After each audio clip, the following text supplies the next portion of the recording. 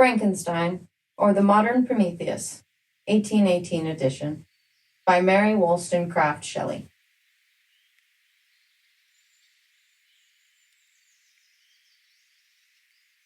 Letter 2. To Mrs. Saville, England, Archangel, 28th March, 1790-something. How slowly the time passes here, encompassed as I am by frost and snow. Yet a second step is taken towards my enterprise. I have hired a vessel, and am occupied in collecting my sailors. Those whom I have already engaged appear to be men on whom I can depend, and are certainly possessed of dauntless courage. But I have one want, which I have never yet been able to satisfy, and the absence of the object of which I now feel as a most severe evil. I have no friend, Margaret. When I am glowing with the enthusiasm of success, there will be none to participate my joy. If I am assailed by disappointment, no one will endeavor to sustain me in dejection. I shall commit my thoughts to paper, it is true, but that is a poor medium for the communication of feeling. I desire the company of a man who could sympathize with me, whose eyes would reply to mine. You may deem me romantic, my dear sister, but I bitterly feel the want of a friend. I have no one near me, gentle yet courageous, possessed of a cultivated as well as of a capacious mind, whose tastes are like my own, to approve or amend my plans. How would such a friend repair the faults of your poor brother? I am too ardent in execution, and too impatient of difficulties. But it is a still greater evil to me that I am self-educated.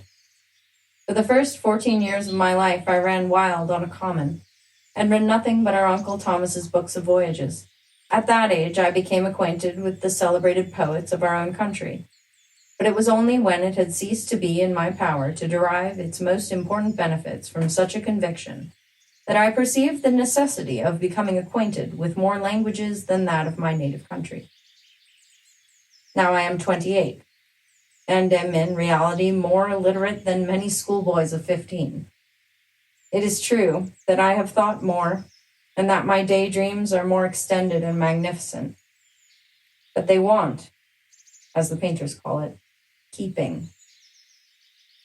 And I greatly need a friend who would have sense enough not to despise me as a romantic, and affection enough for me to endeavor to regulate my mind.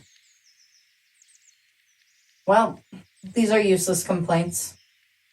I shall certainly find no friend in the wide ocean, nor even here an archangel among merchants and seamen. Yet some feelings, unallied to the dross of human nature, beat even in these rugged bosoms. My lieutenant, for instance, is a man of wonderful courage and enterprise. He is madly desirous of glory. He is an Englishman, and in the midst of national and professional prejudices, unsoftened by cultivation, retains some of the noblest endowments of humanity. I first became acquainted with him on board a whale vessel. Finding that he was unemployed in this city, I easily engaged him to assist in my enterprise. The master is a person of an excellent disposition, and is remarkable in the ship for his gentleness, and the mildness of his discipline. He is indeed of so amiable a nature that he will not hunt, a favorite and almost the only amusement here, because he cannot endure to spill blood. He is, moreover, heroically generous. Some years ago he loved a young Russian lady of moderate fortune, and having amassed a considerable sum in prize money, the father of the girl consented to the match.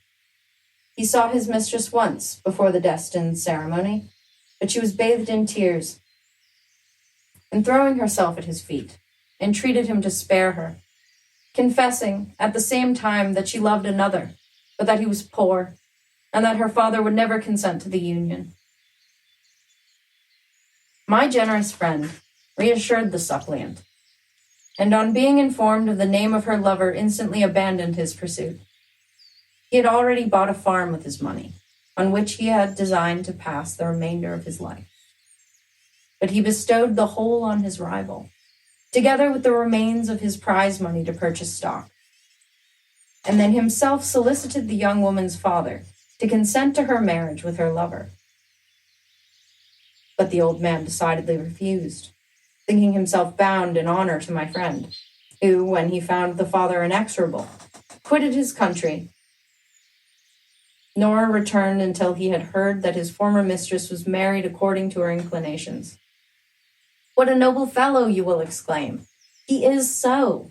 But then he has passed all his life on board a vessel, and has scarcely an idea beyond the rope and the shroud. But do not suppose that, because I complain a little, or because I can conceive of a consolation for my toils, which I may never know, that I am wavering in my resolutions. Those are as fixed as fate, and my voyage is only now delayed until the weather shall permit my embarkation. The winter has been dreadfully severe, but the spring promises well, and it is considered as a remarkably early season, so that perhaps I may sail sooner than I expected. I shall do nothing rashly. You know me sufficiently to confide in my prudence and considerateness whenever the safety of others is committed to my care. I cannot describe to you my sensations on the near prospect of my undertaking.